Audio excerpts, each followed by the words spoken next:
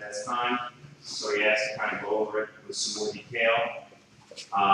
But before, so everybody knows that position. Omoplata is familiar with the position. So what we'll do is we're going to add some details to it that might make it a little bit more of a successful technique for you. Some guys who are able to do it, they do it. So we use it as a sweeping technique, defensive technique, but it is a position that you can apply pressure and go for a finish on it.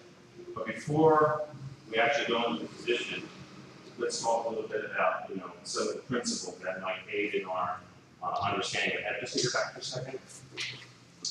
So here, for Evan, if I wanted to attack him, I want to apply arm lock with him, whatever it may be. In this position, this position, elbows in, elbows tight. Evan's very strong, okay? He's strong here. If I want to make him, to attack him, to apply pressure, I need to make him weak. He's strong here. The elbow comes up. He's weak here, okay? Less mechanical advantage when the elbow comes away from the body.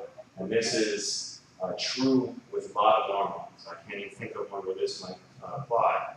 So, elbows in, it's tight, very strong, powerful, okay?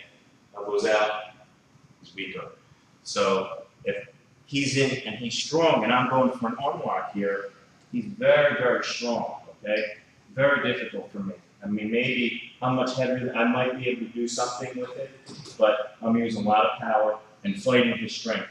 If I want to attack him here, I don't want to do that. I want to make him weak to attack him, okay? By bringing the elbow up, much weaker, much easier for me to attack. And not only does that apply to, arm locks like this, but, straight arm locks as well. If I'm in here, just hold it in for a second. If I'm trying to attack, let me get in for a second. If I'm in here, and I'm trying to fight, the more I bring his elbow closer to his body, he's strong here. I mean, it take a lot of force, a lot of muscle for me to pull that out. I'm pulling his elbow away from his body. Oh, look, it's so much easier for me to roll up. Ooh, it's going to break this. I'm going to be able to apply great pressure, okay? So that when we attack using submission, using jiu-jitsu, we want to attack his weak. We want to make him weak for our attack. We don't want him in his strongest position to do that, okay? So keep that in mind, and I'm going to point it out as we go through the position. In this case, it'll be on the flat. That the elbow's in, strong position, elbows out as a weak position. So we want to make him weak. We want to make him weak to sweep him. We want to make him weak in order to attack him with a submission. Okay? So, in here, same thing. If Evan's down and he's tight, this is difficult for me. This is strong for him. His elbows are in close to the body. I can't move. I need to move my hips. I need movement in here. I can't do it. He's tied up. Okay? Same principle. Okay? If Evan is his elbows, you guys keep his elbows out here. So look, easy for me to move. Plenty of movement for me in here.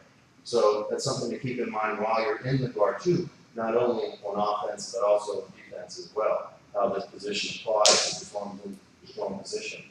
So for the omoplata, what we need to do is we need to create an angle on him. And in order to do that, I need to address one of these elbows that's in so tight. So I need to unlock my guard, feet on the bottom. And what I like to do is just a slight bridge over here. And what this does for me, it does two things. It helps me push out the arm that I intend to attack, moves it out to the side, and it also gives me the correct position as I'm shrinking my hips out. Because we need to escape our hips in order to do this position. Okay? So very easily, I open my guard, I start my bridge, I shrink my hips out a little bit. Okay? And then we're off to the side here, in this position. And this is what we need. We need a big space. Because as you know, when applying it up, bringing the leg over to apply to attack. Okay? So we have this big open position now. It doesn't matter. I like to try to get this foot on the hip, but it gives me a good position to move. But from here, I always like bringing the arm in to pull it around, but it's not necessary. You don't That requires a little bit of flexibility in order to do that. Not everybody can do that. All you need to do is put your body in the correct position by moving your hips out, okay? And then you come around here. Once you get your foot around, all you do is escape your hips, okay? And this is the omoplata position. Let's just stop here and get to here first. I'll do this one more time. And then we'll talk about how to finish it after we practice this a little bit, okay? So one more time. So my opponent's keep down, he's nice and tight. I need to open my guard, okay? I'm going to bridge up here. In doing this, it opens up this arm a little bit, boom, but it also helps escape my hips a little bit. I need to escape my hips. If you can, depending on your opponent, foot on the hip is a nice thing because it also helps give you room to escape your hips a little bit more. Once we're here, this foot comes around here, we escape our hips, and this is the omoplata position, okay? Let's just do that for now, guys, okay? Good.